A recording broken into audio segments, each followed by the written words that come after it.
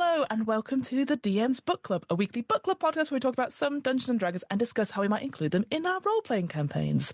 With me, my wonderful co-host guest for this episode, we've got Benjamin Gray from Roleplay Retcon. Hello, Benjamin. Hello. Hi. How are you, my friend? I'm so good. It's been a while since I talked to you. I know. Last time, people who might have listened to the show, if you go check out the One Shot Network Patreon, Ben was very kindly come on to the Worldwide Wrestling thing and did an incredible job as books. That's how I describe people now with your characters. I have to do books, big hand gestures and stuff. But yes, it's good to have you back on a completely different podcast this time. But you know, a TTRPG nonetheless. I don't think we've been on a lot of things together, but they never doubled up. No, I guess we did 2 sessions. We did 2 sessions of Worldwide Wrestling. Technically, maybe but it was 3. It was 2. It was 2. I think we had 3 in the diary, but that was one game. That technically that's one game. But we've been on tons of stuff together, though. We've done lots of one shot. We did lots for the Patreon drive, and maybe do some more in the future. Who knows what's going to happen with one shot? Right? Let's start with the easy question first. So how did you get into role playing games? So what's your origin story? I'm a fake tourist. Fake tourist, Fiona. What? One time in high school, I was like, I want to play D&D. And this friend of mine was like, oh, okay, come over and we'll play like a game. And then we played like the most tutorialist game of D&D. And I was like, that was fun. And then I didn't play again for like 20 years.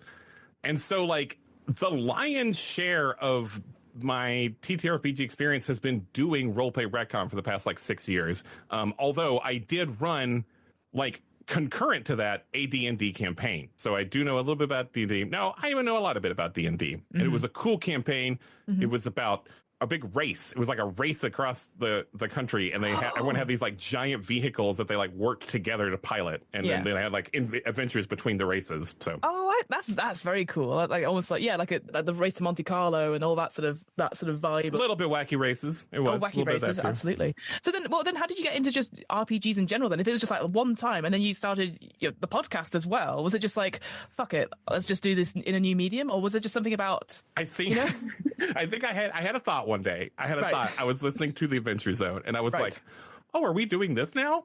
And then I was like, "I'm gonna do this." And then I was like, "Who do I know that's talented?"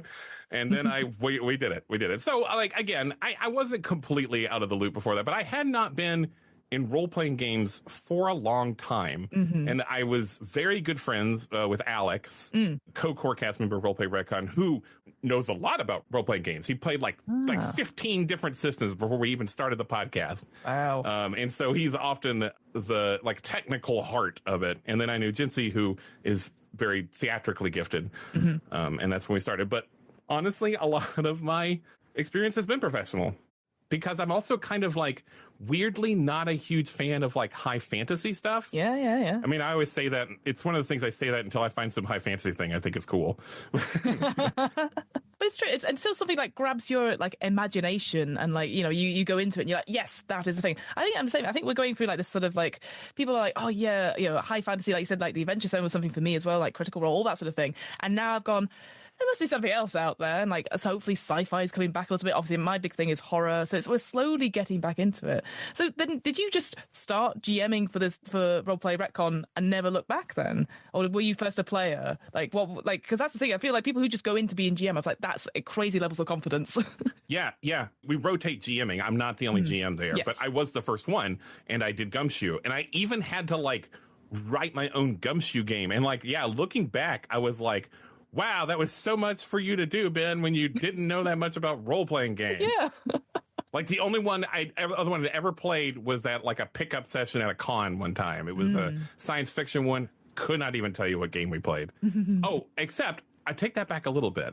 One other game I always evangelize, one game I have played through the years, is a game called Swift Saga. It used to be called Tiny Epic. Now it's called Swift Saga by a guy named Todd Lyles. As far as I know, it's the only game he's ever made, but it's a bunch of cards. Yeah. The whole game is just cards in a box, and then there's also some instructions in a PDF that you can read. And it like boils everything down to be able to be played in like one shots, and it's like a party game. Your whole character is just made from these 3 cards, so you don't do anything ahead of time. It like streamlines everything. and everyone has like these like crazy overpowered powers on their cards. So it's about like a power fantasy. It makes everyone feel super cool. So please go check that out. You can still buy it. It's like a print on demand thing, but it's no one knows about it, and it shouldn't be that way. It's my favorite game I've ever played, and so I played a lot of that over the years. That's cool. Yeah, I love games like that I just pick up and run. And it's that. And instantly when you said that, I was like, I can easily see that bringing that to like a party, and like if people are like, we don't want to play board games, we just want to stand a random chat. It's like, why do we play this instead? That's what I really love. It's like games that you can just pick up and run. So Ben, what have you brought to us today for a topic for the DM's Book Club? What is our topic of choice? My big like thing I don't know if I'm infamous for it, or at least infamous for it among my friends, is I hate perception checks. I hate them so much. I don't know. I don't hate perception checks. I just hate how they're handled and how we approach them across the board as players, as GMs. I don't think we have a good solution for that. And so I did a bunch of reading to see, does anyone have a good solution for this? And I'm not going to say one way or the other right now. No. Because that would be spoiling.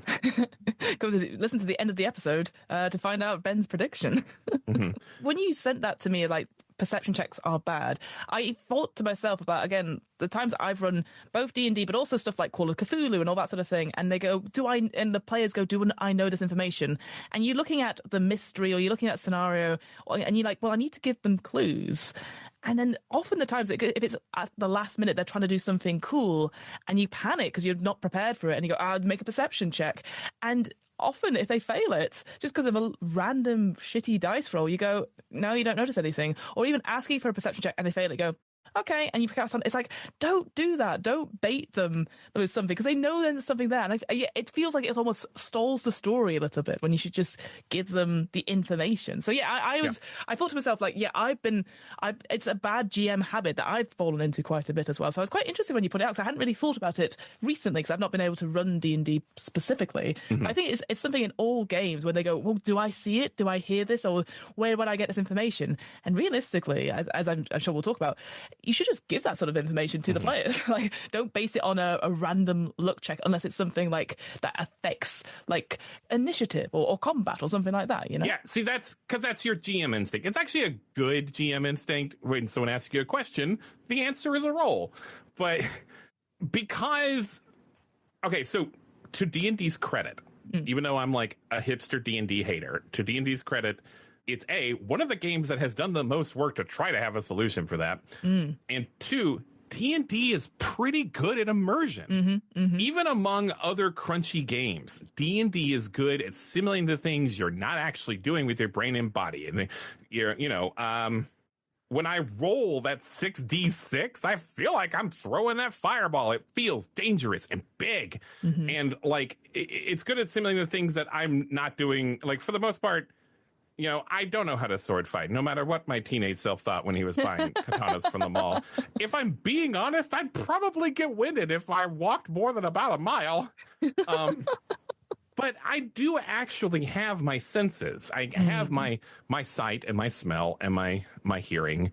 And then it feels weird to not be able to use the thing that I actually have. And so, yes, so the solution to that is make it a roll. But that makes it so wisdom and perception becomes this like overpowered skill because they're overused way more than any other skill, and not having them means you don't see anything and have to hope that one person in your party has a pretty good wisdom rating and actually kills an immersion weirdly. Well, it also locks people into, then again, it's that sort of thing. I've had this myself, where you just look down at your character sheet and you go, well, what am I good at in this situation? Well, I'm good at fighting, but I'm not very good at perception, even though you might have just asked the question of like, well, do they seem like they're lying to me? And then you go, oh no. So often I found it as well. Certainly I call it the Baldur's Gate 3 effect, whereby you pick one character that they're very good at one thing. They will get to do, they will unpick the door. Do I see anything? Does this person see anything? Oh, well, I'll help. You know, and you just say like going, it's super repetitive. It's not interesting that if one person is just super perceptive, what does that mean? Surely it should be everyone that's involved if they want to see something or if they want to ask a question, because then, like you said, it increases that immersion. Whereas if it's just the same person every time who gets to see the thing, it just boils it down to those basic elements, and it removes that immersion, which I think is so important for these games. Yeah. So yeah, but you sent me a really interesting article by Devon Rue. I wanted to start with that one, if that was okay. Talking about how do we treat blindness and playing blind characters in RPGs, which is something, again, I hadn't really thought about. It's not something I have actually done myself, but they were talking about, because they are partially sighted themselves, and how they talked about, like, it's not, there's obviously, as with all things, when we come to like tropes and the stereotypes and stuff, obviously you have that whole thing of like, well, the person has no pupils, they are grayed out eyes, and they're constantly feeling around, they're touching people's faces, and it's like, that's not the case at all. And it's actually just disrespectful to constantly talk about your characters like that. But it's like, well, how do you play these characters? And I just thought one of the big takeaway things from that article, it talked about this idea of like, well, they will rely on other senses, and then that's how we can, first of all, change our way of talking about things. Like, can I hear running water?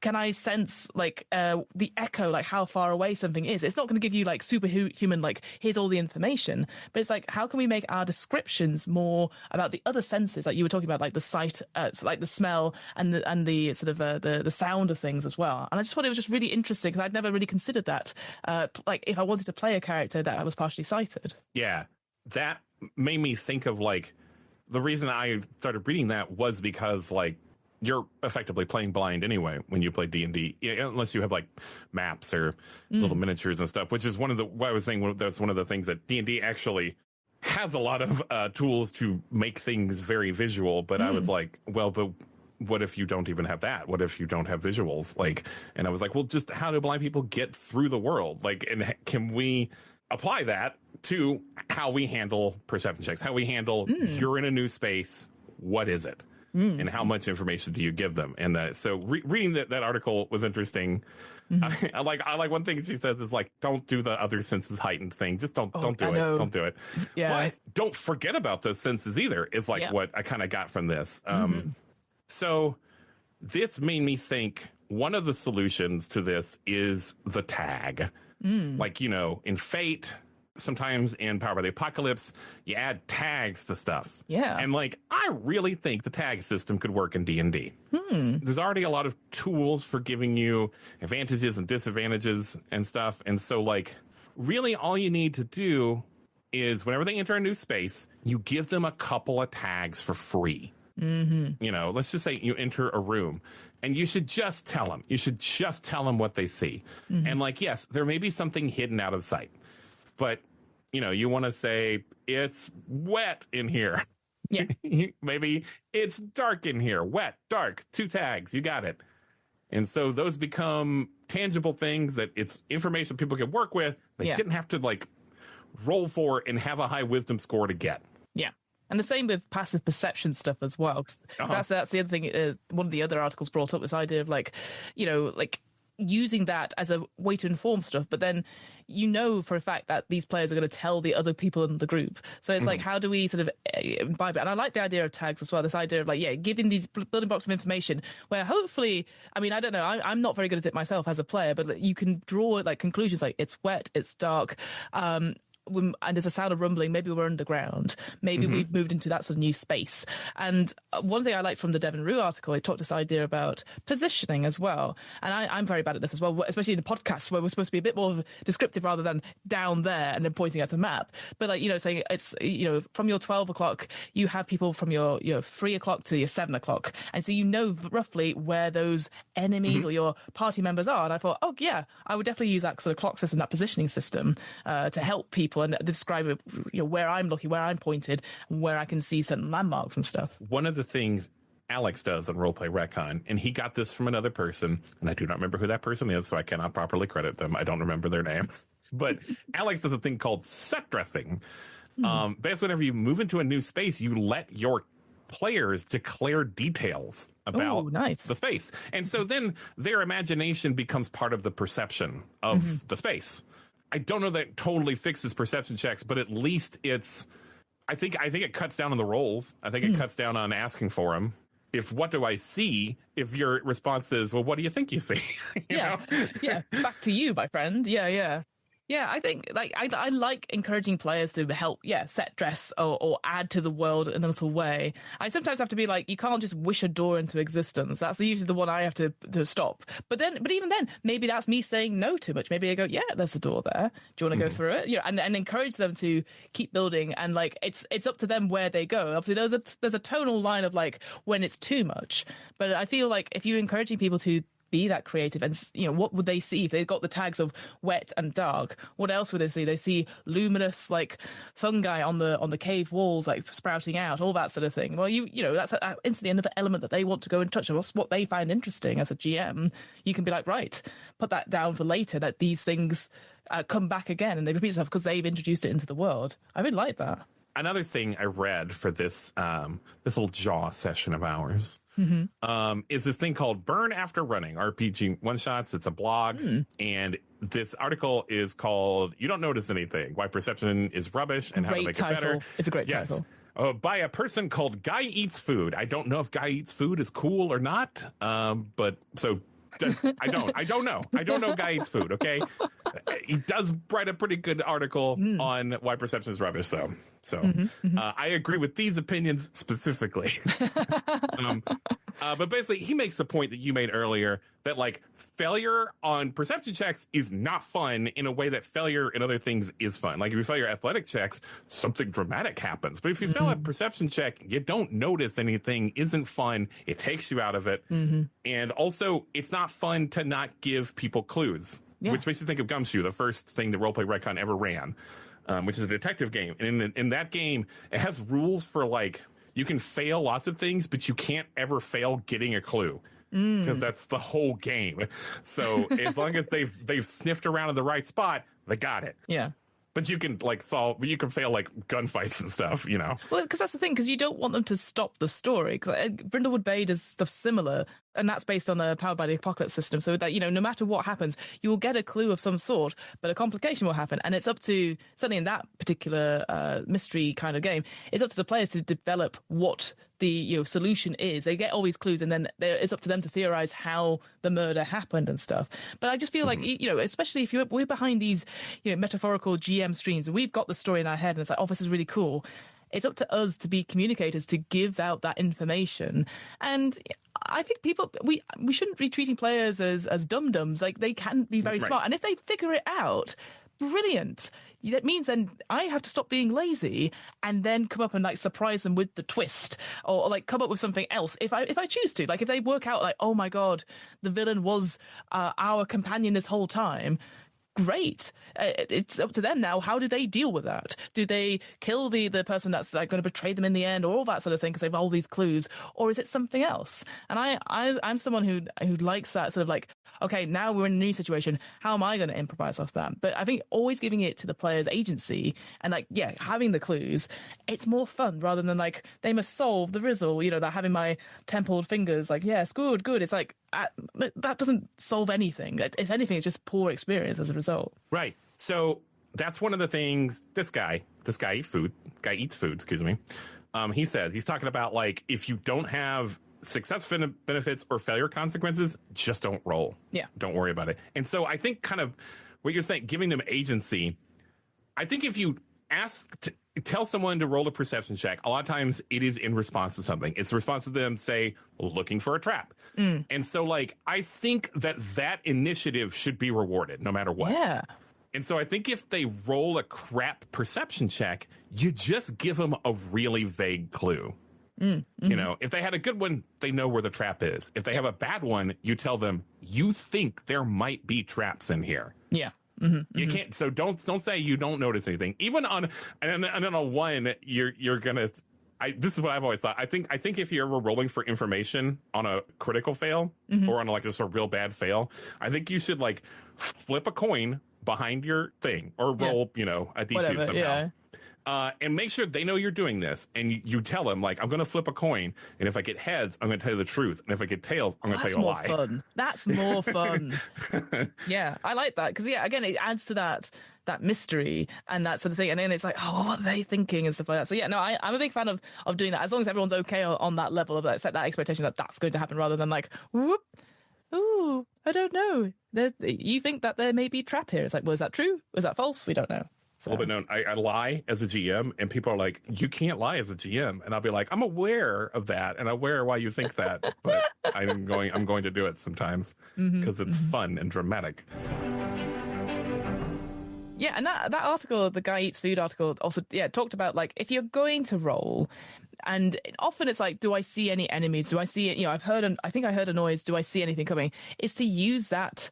Roll that perception check into an initiative. Yeah, that's so smart. I think that's great. I like that idea because then it's like, okay, well, their stealth check is their initiative, and I think because it's very rare that kind of happens, right? Because otherwise, then you go through that whole thing about like all surprise rounds and all that sort of thing. Everyone more rolls are necessary, but I just thought, yeah, use that perception check no matter what it is. That's your initiative, and then go from there because you'll have other times that you will use your initiative count, and maybe that's like people are like, oh, that's not fair because I've got a high dex because I'm a rogue, and it's like, whatever. You're looking, you're not ready, you're not going, I'm here for a fight. You're like, is there anything here that's about to attack me? And then it's your reaction to it. Yeah, I just thought that was I was like, I'm taking that for sure. And then it balances dex a little bit too, because dex is also overused for initiative in the way that perception checks are overused, because you're going to be using your 5 senses for everything, or however many of them you have. And then you sent another article about the new tabletop for the D&D from the Polygon one. So what was your thinking behind that one? Yes, because D&D is a huge brand. It has a lot of tools being made for it that aren't made for other games. Even stuff like Roll20, that's like made for lots of different games. Like, let's be honest, D&D dominates the market. You and I probably both put hashtag D&D in our social media things. I don't know what you're talking about. Even though we don't have Dungeons and Dragons podcasts. Well, you know, a little bit. Except when we do. But D&D is the Xerox of TTRPGs. When people say D&D, sometimes they just mean TTRPG. So it as a brand has tons of tools being made for it, including the giant corporation that owns it making those tools. And so the virtual tabletop is like a completely visual virtual thing to play in D&D. And as much as it super bums me out that D&D is owned by a giant corporation, I do have to admit that this is cool, and absolutely what they should be doing is video gamizing their thing. And so, in a virtual tabletop, what you see can be actually put in front of you.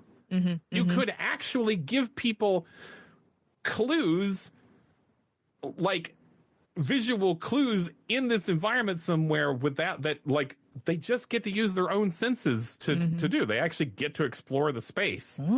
So, like, it's a huge, ambitious solution to that problem, but it's pretty, that it could work. It does look very good. And I know, like, again, like you said, not everyone will prefer it because, again, who knows about cost and all that sort of thing. But I agree. It's a bit like being in an escape room yourself. You're looking around, and it's up to you to spot something. And if there's a problem, you ask for a clue, and then maybe you have to do a silly dance to get the clue. I don't know. It depends on your escape room, perhaps. Yeah. What kind of day they're having? Yeah, exactly. But you're right. You're like, well, there's a lantern over there that's got a green hue from it.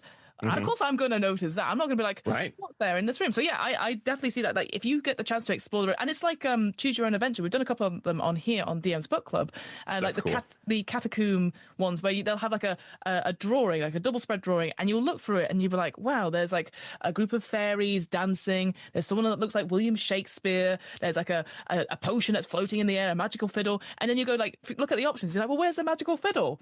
Clearly there's a fiddle that I want to interact with, and it doesn't have that necessarily, but I like the fact that it has the same thing. Like, you can visually see it now, and then anything it says in the book, it's like, oh well, you don't interact with it. So different to a video game, because obviously those are only programmed to go down certain paths, right? But then obviously if you're a GM and your players go, wait, there's a cat there, what's the cat up to? That's for you to go, oh yes, and let's do something with the cat. It is a wizard that's been polymorphed. Fuck it, go for it. You know, and it gives you license to be that GM. And I think sometimes that's quite scary, perhaps, because then you're like, oh, I've got to be on my feet a little bit.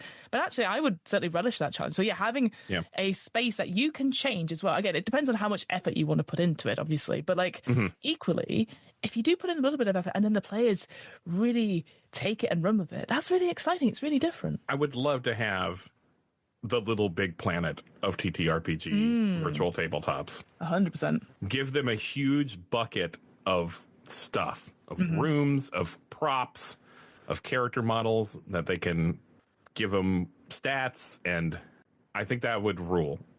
Like, I really want to be a hipster that hates D&D, but I'm like, that would rule though. I would play that a lot. But again, it's that sort of, if it's accessible and it gets people into telling stories, that's the thing, isn't it? That's fine. So have there been any games that you have played in or run for Roleplay Retcon that does really cool things with perception, or do they all suffer from the same sort of things? Like they still have a perception skill of some sort or an investigation skill of some sort? Can you think off the top of your head? Aside from tags mostly, like Fate. We did play Fate, and so tags, I think, are the ones that really do it. But like, they mostly are really bad at it. Yeah. like even I did not care for Starfinder. I'm going to be honest. No. Because Starfinder didn't even, like, I talked about, like, when I do stuff in D&D, I feel like I'm doing it. It's very immersive. And like, Starfinder felt like they dropped that in favor of balancing the game. Which I kind of respect, but at the same time, I was like, but it made it not fun for me. Like, I can see how some people think the equation is beautiful, but that's not me. Yeah. And then also, I didn't love Kids on Bikes. I did not love Kids on Bikes. I'm really going to cancel myself here. Did not love Kids on Bikes. And it especially is because, like, it has so many failure thresholds for everything. And I get it. I get that you're supposed to, like, because they're kids in an extraordinary situation, they're supposed to fail a lot of things and save up your little adversity tokens for a pizza party. But a lot of times, like, I would fail on, like, just looking around and stuff. And so, like, it was especially bad at that. I'm trying to think. We did a lot. We played Gumshoe, and Gumshoe is like, they're not going to let you miss things as long as you are actively looking for them at all. Because I feel like this is the thing I was thinking of, like, because in my head, like, Call of Cthulhu, it's always talking about what's it called? It's not library use. What's it called?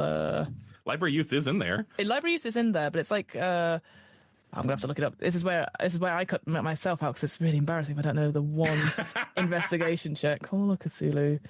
Spot hidden. That's what it's called. Spot hidden.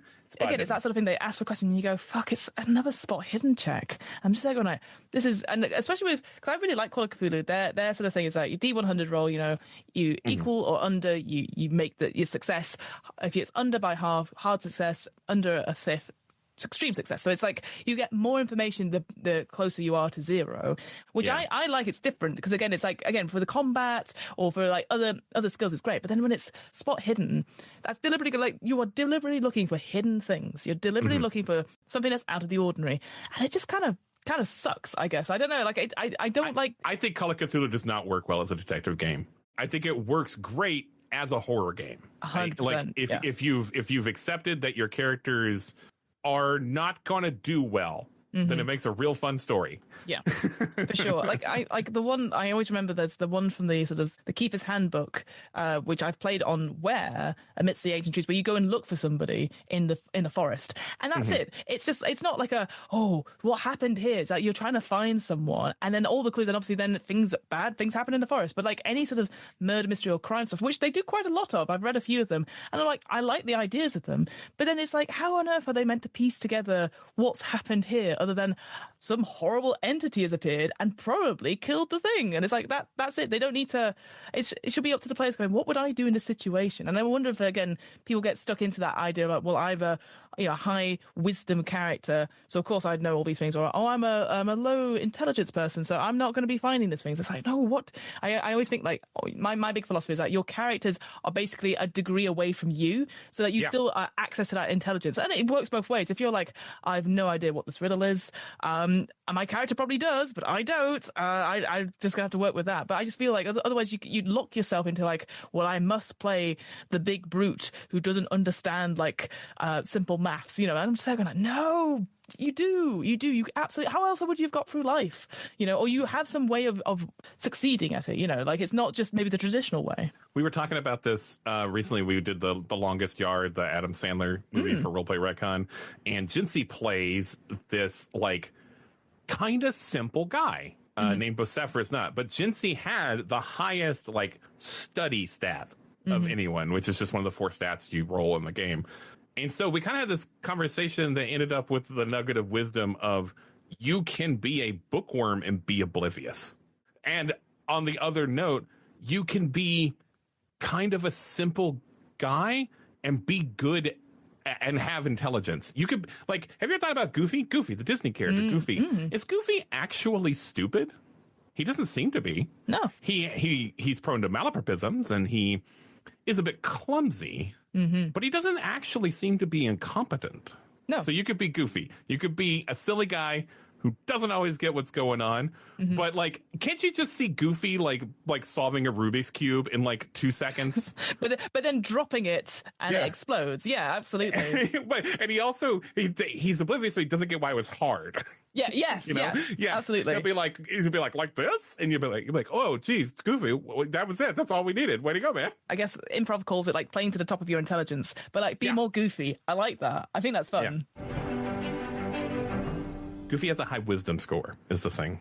Ah, there you go. except wisdom in D&D, that's my other bugaboo, is that wisdom is so, like, wisdom and intelligence are, like, completely misnamed. Oh, yeah. I never know the difference between them, you know? Like, wisdom has never used to be wise. It used to be called will, which I think is a way better name for it, because that's what it is. It's your mental, like, fortitude. It's your ability to, like, resist psychic attacks and stuff. It's not how wise you are. And intelligence is your knowledge. It's not really your intelligence. Yeah. It's how much you know about a subject, which is why, you know, obviously wizards would have high intelligence because they studied their bookworms. They've got their books, yeah. That's interesting. 'Cause, yeah, I didn't know that was the original name for them. Because, yeah, I used to get them mixed up all the time. And I know, like, it's like... I might be wrong. No, but I like that idea, like, knowledge and will, because that indicates very different things, whereas I would feel like, and maybe people still do, or maybe it's just an old person thing to say this myself, but, like, I used to substitute, like, you know, in my head, I was like, intelligence and wisdom, like, they're both the same flavors of ice cream in a way. So like, I can understand why I got them confused quite a lot, but I like that. I like the differentiation on that. The skill checks are supposed to be replacements for things you can't actually do. And a lot of D&D is knowledge that you don't have because you don't live in a fantasy world, but you are using your own intelligence. So that's why I think intelligence should be knowledge. Yeah, I find it interesting about how often we do rely on perception and asking questions and sight specifically for games. And, like, it goes back to that Devon Rue article as well about, like, thinking about, like, including characters who are partially sighted or blind, but they're not helpless. They are their own people. They're not. One thing that came out of that article again was, like, don't put them as beggars. We're absolutely fine. And that was the thing. What I found interesting is that partially sighted adventurers don't need your help. You know, they've been born with it, or they've grown accustomed to it, so they have their own safety tools. They have their own parameters in place for setting up, so they don't, you know, they'll know how to adventure out. Like having the blind ranger with their sight companion, but they're not going to be like, I see through my dog's eyes. Like, that could happen, but it's also not necessarily what's going to happen. They just, you know, so it's like treating that, like, sensitively and sensibly as well. So I thought that was interesting. Like, they will, of course, they will know what is best for them. Don't assume you know what's best for them, and also, you know, do your research on what is available to people who have less than 20/20 vision. And, like, you being a party of people whose abilities complement each other and help each other is, like, the spirit of the game. So a sighted person being fine as long as they're with other sighted people is good. They can always get the description of the room from them.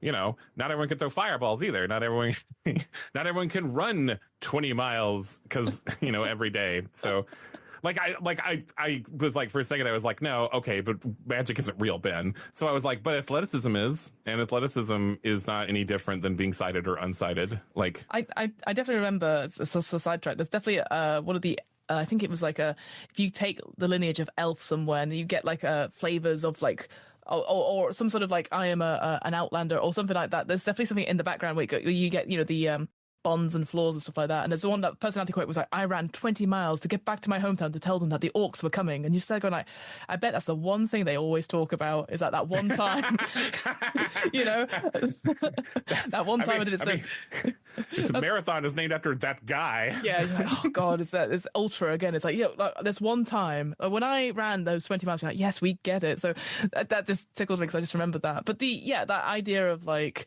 I even like, again, I love the idea is like, well, we're surrounded by ice monsters, and you turn to the wizard and you go, you must have fireball. He goes, I didn't prepare it today. You know, so it doesn't always go off. It doesn't always happen. Right. That's so funny. Yeah, the expectation that blind people would always fail because they're not blind is like totally unfair. Yeah.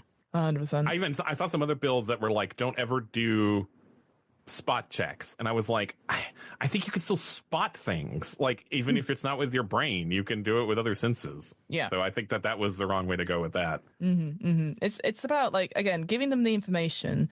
If the player themselves needs a little help putting the pieces together, you, the GM, shouldn't feel afraid to be like, so with the sound of the water dripping, the sound of the sloshing thing, and then the sudden silence, you think the storm is about to hit. You can sense something's about to happen. What do you do in this moment? And that's the information you get. You're like, okay, bad weather is coming in.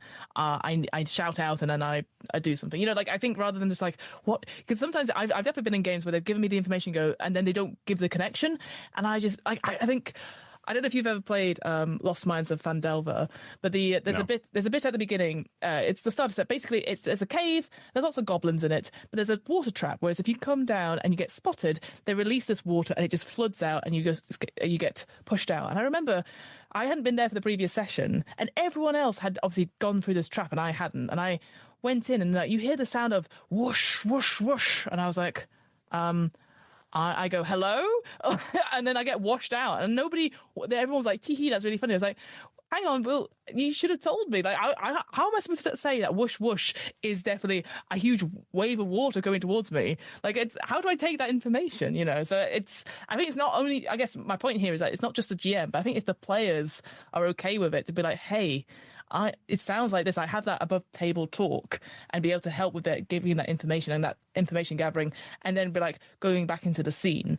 So it doesn't really break immersion as long as people are okay with it. I think what you just did can be a technique for the thing I was talking about earlier about, like, if they roll low, they get vaguer hints. Like, so if they roll low, they just get whoosh, whoosh, and that's it. You just say that. You just do a sound effect, and they're like, whoosh, whoosh, what is that? And you don't tell them. What? That's it. But if they roll high, you're like, oh, you think that sounds like water, a lot of water coming toward you right now. Yeah, actually, that's probably a better way of putting it. I think for me, because obviously everyone else had gone through that trap and were looking at me, and I was like, I don't know, maybe you could help me on this point. So yeah, I think if the other players have an idea, I'm always open for them to say what it is. But I do like the idea that, yeah, just the degrees of information, you just go whoosh whoosh all the way to, like, it's a big water trap, it's coming towards you. Can I ask you a question, and we should both be honest about this? All right, I'm ready. Have you ever used passive perception, anything? I forget about it all the time. Yeah. I respect that they tried Yeah. to solve this problem. I feel like D&D's on my side on this. They're like, we know this is a problem, and this is one of our solutions. Okay, let me read what it says in the book. It says passive checks. Passive check is a special kind of ability check that doesn't involve any die rolls. Such a check can represent the average result for a task done repeatedly, such as searching for secret doors over and over again, or it can be used when the DM wants to secretly determine whether the character succeeded something without rolling dice, such as noticing a hidden monster. And then it tells you how to determine a total for a passive check, which is 10 plus all modifiers that normally apply to the check. So, like... So yeah, I have never ever done that. I can't keep up with that if I'm a DM. I feel bad invoking it with character. I'm like, well, that doesn't seem like in the spirit. I can't just be like automatically I solve your puzzle. Like you didn't even see there was a puzzle, but it's already solved because you were smart enough by looking past it. Yeah. Like D&D's solution to this is don't play. And I'm like, I don't know about that, D&D. I appreciate you tried something here, but... Because they have passive perception and then passive insight as well, I saw. So you can automatically get this thing like, this person is sus that I'm talking to. And I think I guess the passive insight, I see that more often. It's because people maybe don't want to role play or, you know, like... It replaces you being an actor, and you don't have to be a good actor. Yeah, exactly. That's not fair to expect that of you. Yeah, exactly. Because I just have a sus face, and they go, I don't trust this person. I'm like, no, they are just an ordinary mayor that's trying to get you to do this task. And I'm like, no, let's tie them up. And I'm like, God damn it. Just your passive insight says they're friendly. Cool. Yeah, it seems too nice. They seem to they're giving me too much. But yeah, passive, because one thing it says right at the beginning in one of the books, it talks about, like, make sure you note down their AC and their passive perception and stuff. And I'm just like, AC obviously is useful, but passive perception, I go, oh shit, maybe I should have used that ages ago. I always forget about it, and then I go, oh, it's on the page. Oh, it's too late now. because it should be active. I feel like everything that you do in the game should be intentional and active. And any information I give them in the room, if they ask me more questions, I should just give it to them rather than like, oh, because of you specifically, the leader of the group, with your high passive perception, you get this. It's like, oh, well, fuck everyone else then. Other muggins who are clearly not paying attention, you know. Yeah. Also, like, yeah, where do you land on like using roles as punishments for things? And like, yeah, do you ever do anything to players because like you think they haven't been paying attention? Oh, I don't think I'd hope, you know, touch wood. I've never done anything like that maliciously, but I definitely anything that I go, that is ridiculous. Roll for it. Yeah, but what if it's funny? Oh yeah, if it's funny, that's fine. But if they've not been paying attention, paying attention, I'm just cross with that rather than anything else. Sure. I'd rather than make them roll for it and punish them that way. But I've definitely made them roll sillily for when it's like they've gone and I've gone, how do you think this is going to work? So, well, I've got these spells, and what if I do this, GM? And I'm just going like, roll for it. And of course, then the excitement is if they do roll high, it does work, and I look silly. Whereas if it fails, that's it. If I look silly, that's fine. But if it fails, it's like, yeah, of course it's going to fail. The issue is the bit in the middle where it's a bit grey, and I go, it works, but there's a complication, i.e. you alert the guards or something like that. You know, I don't mind that, but again, that's something I need to practice on. But yeah, I would say I've never done it maliciously. But have you? That's what I was going to ask. Have you done something similar to punish people if they've not been paying attention? Man, I mean, it's quite hard if there's only three of you. As you said, I don't think I would ever do that you were like, I don't think I would do that on purpose. And I was like, oh no, did I do that on purpose? I am a man. I do often go on power trips. I was going to say, how's Roleplay Retcon been doing? Yeah, all of you have to pay attention. Alex likes to punish me if I'm being a little too main character. And I think that's actually fair. One time he did make me do a role in which I burned a portent like use on, and it turns out that the knob to the door just had jelly on it. See, it was funny though, yeah. So it's he kind of gets away with it. As long as I think people are on the same thing, because I've done the same thing as well, where if I fail to check and I've gone, no, I'm re-rolling it with a use of portent or lucky, and they're going, why? And it's like, this is important to me. And I think as long as that's clear, that's me, the player, rather than me, the character. And I don't mind, yeah, the tone is silly and fun and goofy, fully goofy, right? It's like, this is important. So I did have a mean DM one time, though, yeah. But I forgot. I played another. I keep forgetting. I keep remembering that I did play stuff. You played Moza games. Yeah, I played lots of. I did play a D&D session that lasted for a D&D campaign that lasted for several sessions, where a person was where Jinsey was DMing for us, and then Jinsey got very busy. And this is before Roleplay Retcon. It was just me and Jinsey and a couple other people. And then another person took over, and that guy was kind of mean. And I just was not grokking a situation one time, and I don't remember exactly how, but he did punish my character violently for me not getting what he was telling me. Which is, I wonder now, maybe me blocking, maybe I blocked it out, and this is why I hate perception checks, because that happened to me one time. Wow. He nearly killed my character because I just didn't understand his description of the space we were in. Oh, that's unfair though. If you, the person, aren't understanding what's going on, the amount of times I've miscommunicated something, and then I've gone, okay, this happens. They go, oh, well, if we'd known that. And I was like, I've said 3 or 4 times. Oh, but that sucks, though. Jinsey was a cool DM, though. I want to say Jinsey from Roleplay Retcon was a really cool DM. Well, but then they got busy, and then, of course, there was no one to fill their shoes as a result, so... Jinsey was still playing, though. Oh, I see. Jinsey became a player instead. And then Jinsey became one of the greatest GMs of our generation. So. Full facts. So if you're going to give one tip to any GMs out there who maybe rely a little bit too much on that perception check, is there anything from what we've discussed, I think that's that one thing you go, hey, try this out, just as a sort of take-home message? Always give them information. Yeah. Even if it's a lie, even if it's very vague, give them something to work with. Yeah. And 2, always tell them without rolling what the obvious things they see. Describe the room to them. Yeah. Describe the river to them.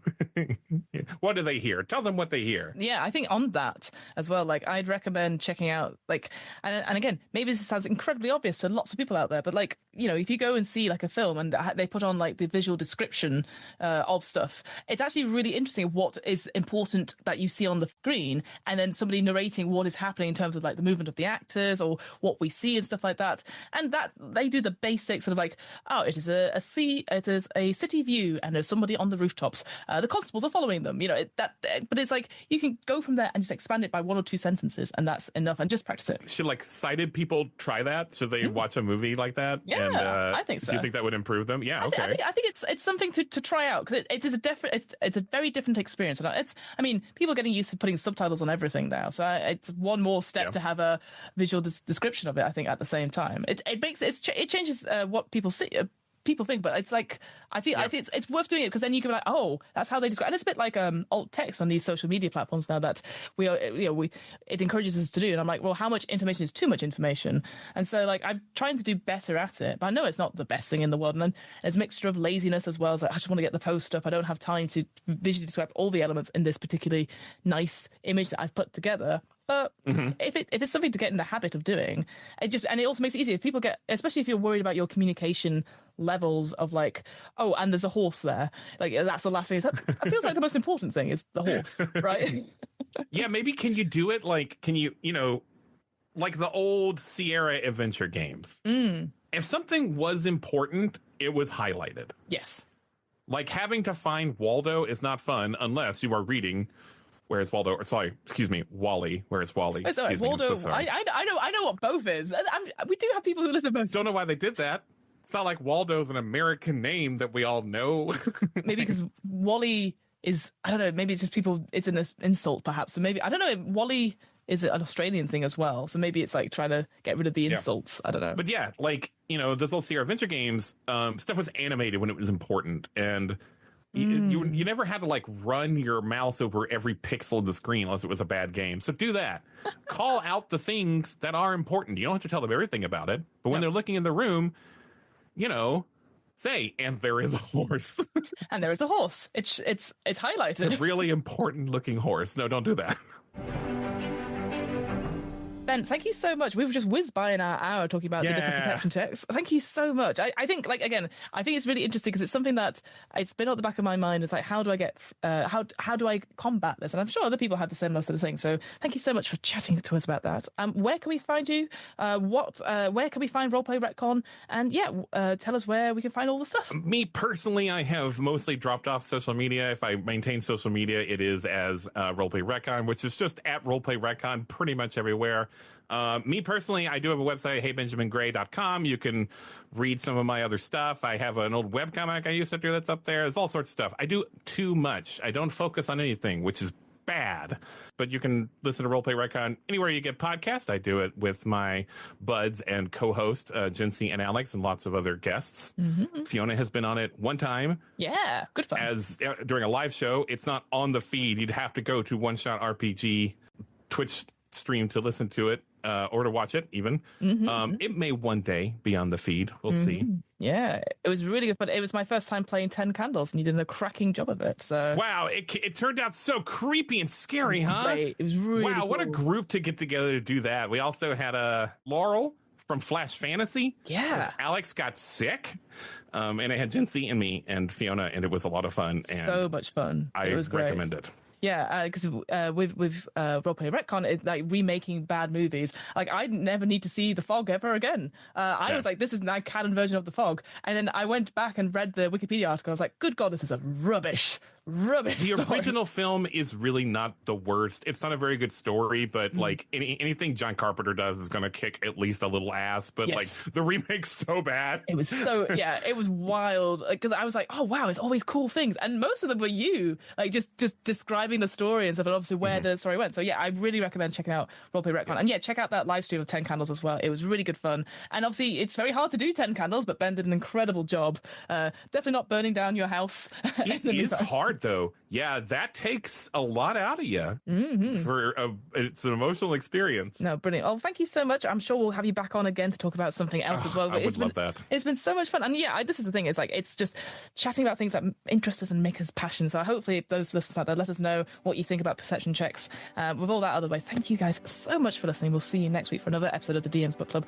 With all that out of the way, thank you so much and goodbye. Bye. Bye.